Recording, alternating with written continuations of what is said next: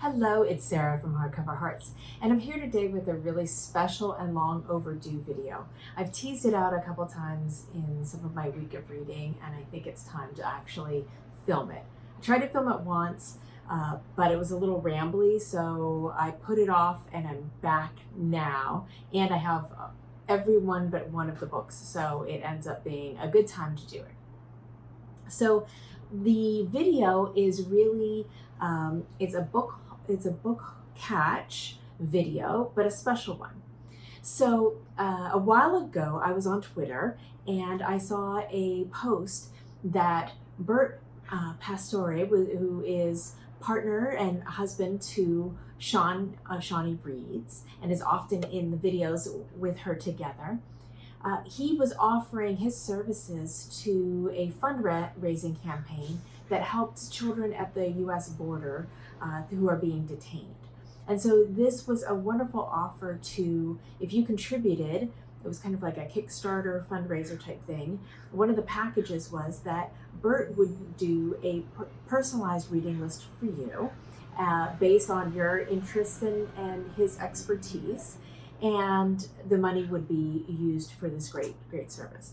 Now, I was already contributing and I believe very strongly in the cause, so I was thrilled to both support what he was doing in his efforts, as well as supporting the cause and getting a really interesting reading list, because I think that both Sean and Bert read amazing books, very kind of close, adjacent to the things that I care about, but they just are aware of things that I'm not. So I thought it would be a really great opportunity to benefit, quite frankly, from the fundraiser. So I'm going to include a link to places that you can go and support if you are so interested. Now, of course, the fundraiser that Bert was participating in is no longer going on, but I'm also going to include a link to something Bert has recently done, and that is he's published a book. And so I'm going to put a link to his new book of poetry down below.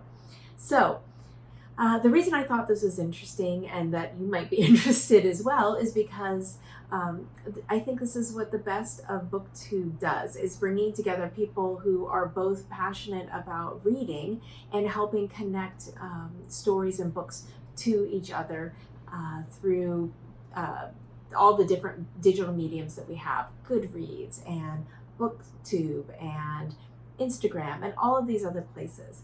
And so I'm hoping that if you like some of the books that I'm reading and that I'm interested in, that you may also be interested in some of the books that he's suggested. So without further ado, let me get into, I'm going to show you the book and talk about what he said as to why it was a good fit for me. So the first book that he suggested is Ongoingness, The End of a Diary. And this is by Sarah Manguso. Beautiful, beautiful cover. And the inside has this hot neon pink, which I love. I think it's fantastic.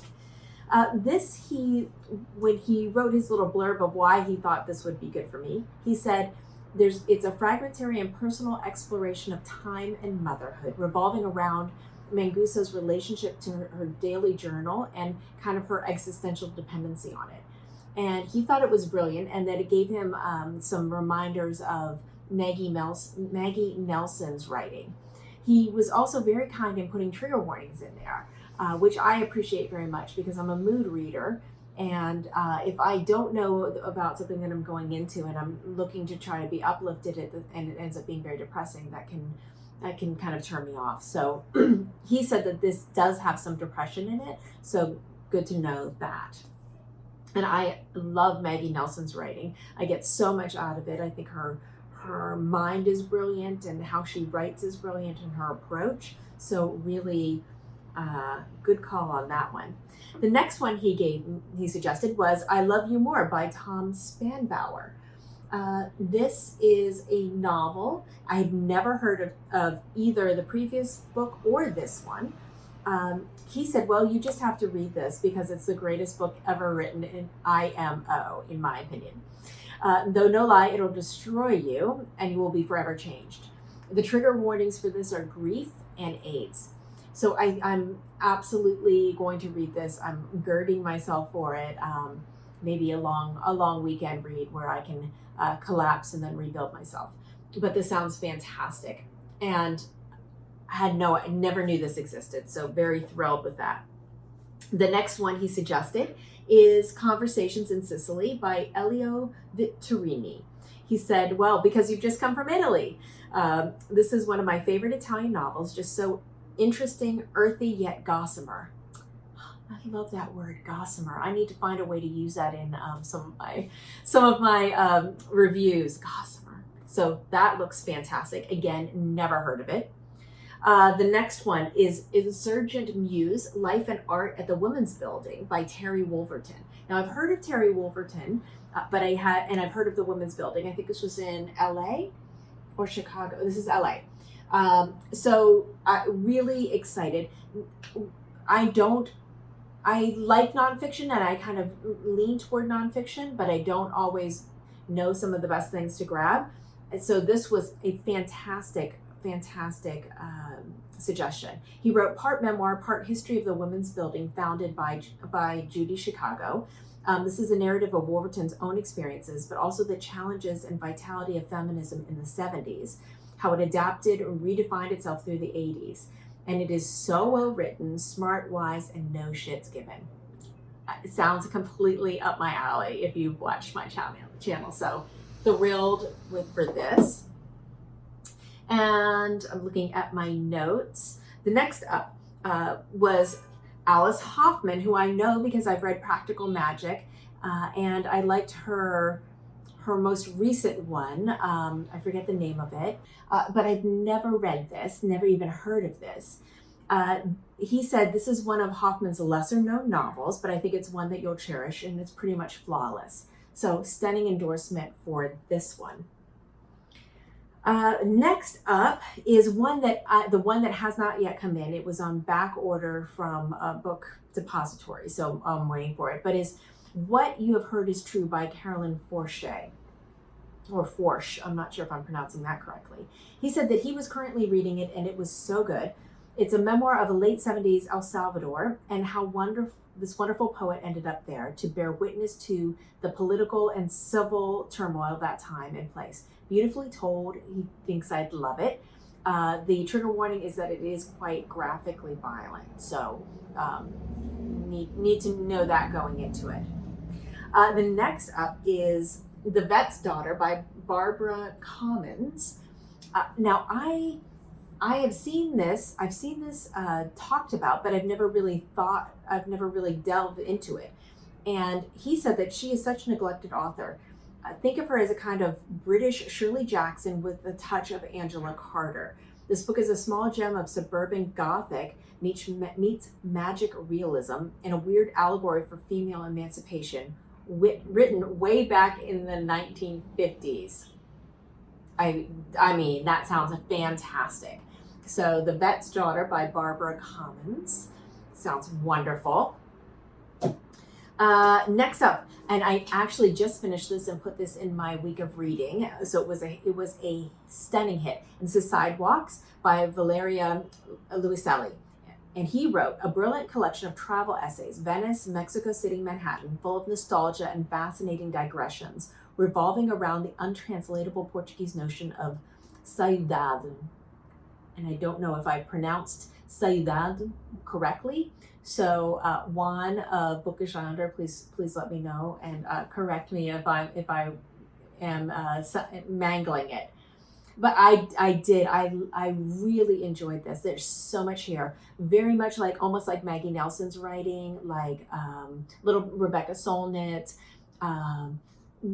very kind of wide ranging, broad, but so smart, and so many references, and so grounded in intelligentsia and the culture that exists in some of these places. I thought this was wonderful, and I definitely am going to keep it, and I'm sure that I'm going to be referring back to it pretty often. So that was a great call. Next up is something a little lighter. It's Chocolates for Breakfast by Pamela Moore. Also really fun cover. And this is glamour and teenage angst in LA. Moore wrote this novel in her teens, and I think it was considered pretty shockingly frank in the 1950s. A fizzy joy. Another great way to describe something. So looking forward to this, and I think this is a perfect idea for a palate cleanser between some headier novels. So sounds great. Next up is The True Deceiver by Tove Jansson. I have seen this so many times. I've seen that cover is iconic. I've seen it a ton of places. And this list has indicated to me that I do not read as many New York review book classics as I probably should. It's a publishing company that I have yet to really dive into. So this has been a great treat and a reason to do so. He wrote, quote, "It was an ordinary dark winter morning and the snow was still falling. No window in the village showed a light," end quote. An icy, claustrophobic, written in astonishingly pure, simple, tight prose. Seriously good. And I've never read any of her adult novels, he asks, and he said, "If you haven't, start here." Perfect. First timer, happy to start here. So that looks fantastic. And then he even put some bonus books, giving me a little extra push. The first one was The Falconer by Dana Czapnik. And he didn't put anything in Y, but this looks fantastic. And the back says by Chloe Benjamin, who wrote The Immortalists. Meet Lucy Adler. As I read The Falconer, I felt like I had found a literary cousin of Holden Caulfield. If Holden were straight shooting, hip-hop listening, court dominating, 17-year-old Jewish Italian girl. Dana Czapnik has created a wholly original coming-of-age story. Oh, even Rushdie blurbed it. A deeply affecting tale of a young woman coming of age in a man's world. Sounds wonderful. And then this, I literally just put this down, breezed through it, and realized, I need to get on this because already I have 2 for 2 of amazing books in this list. This is Tove Ditlevsen's Childhood, and this is the first of her Copenhagen trilogy. Look at that gorgeous cover. I'm so into these kind of muted pastels right now. This was beautiful. It gave me some vibes of the childhood from My Brilliant Friend, and there's some friendships in here. There was some poverty. She didn't have the same joy of. She wasn't as smart as the main character in My Brilliant Friend, but she loves poetry and she's just trying to find her place as a kind of awkward, not a kind of plain girl. She wrote poetry and she loves to read, and I just thought it was a really simply written, very beautifully rendered, well done story of a poor childhood in Copenhagen. I absolutely loved it. We'll look forward to the rest of this series. Then another one he recommended was Elizabeth Hardwick, Seduction and Betrayal. And this has an introduction by Deborah Levy, who I adore. Hot Milk, I just lived for. Let's see if we can get that. And it's on the back, it's blurred. Oh my God. Joyce Carol Oates, Lauren Groff, and Joan Didion. Only Virginia Woolf has created comparable likenesses. A gifted miniaturist biographer, eloquent, erudite, chatty, and often very witty by Joyce Carol Oates. And Didion said, Hardwick's perception of what it means to be a woman and writer seems in every way authentic, revelatory, entirely original, yet acutely recognizable. Man, that woman can write a sentence. So this looks phenomenal, not only the cover, but also the material. And lastly, Black Ink, Literary Legends on the Peril, Power, and Pleasure of Reading and Writing. So this looks phenomenal. Just really great essay collection. It's an anthology bringing together iconic literary talents from across generations. In all of America's history, Black people were the only group ever to be forbidden by law to learn to read. This unique collection sheds light on that injustice, as well as the hard-won literary progress made, assembling into one magnificent volume of some of America's most cherished voices in a rich and vibrant conversation that presents reading and writing as an act of resistance. So wonderful, wonderful. So some of the people listed here: Frederick Douglass, Solomon Northup, Booker T. Washington, W.E.B. Du Bois, Zora Neale Hurston, Langston Hughes.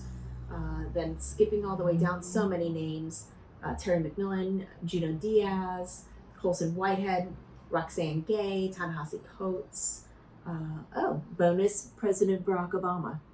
So wonderful, hugely important, wonderfully well-rounded collection. I was floored and was so impressed with this collection that I did go out and purchase all of them and waited until I had the whole collection together. So I'm just going through and reading in between my other books and just grabbing from the list. I think it's remarkable. I'm so honored to be seen so clearly and have so many amazing recommendations that feel like they make sense.